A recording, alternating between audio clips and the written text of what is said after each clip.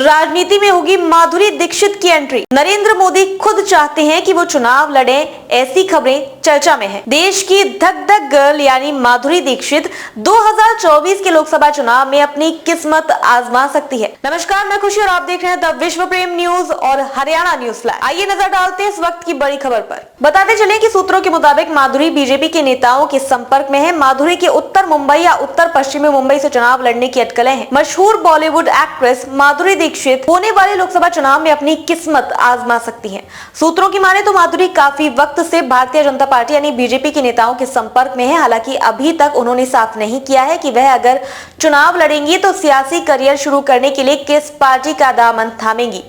पर सूत्रों के हवाले से खबर आई है कि नरेंद्र मोदी खुद चाहते हैं कि वो चुनाव लड़े। उनसे बात भी हो गई है, ऐसा सूत्र बता रहे हैं। माधुरी दीक्षित और नरेंद्र मोदी हरियाणा में बेटी बचाओ बेटी पढ़ाओ अभियान की रैली में साथ नजर आए थे।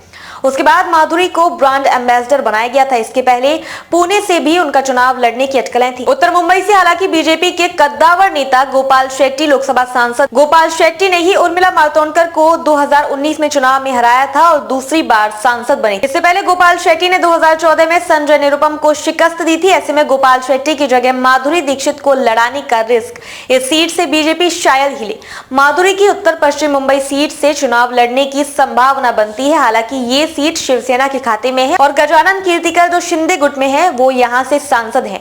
हालांकि उनकी स्थिति इस बार ठीक भी नहीं है। ऐसे में सीट पर समझौते के तहत बीजेपी माधुरी दीक्षित को लड़ा सकती है।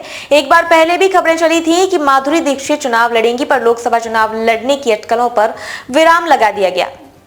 माधुरी ने खुद चुनाव लड़ने संबंधी चर्चाओं को खारिज करते हुए कहा था कि उनकी राजनीति में रुचि नहीं है।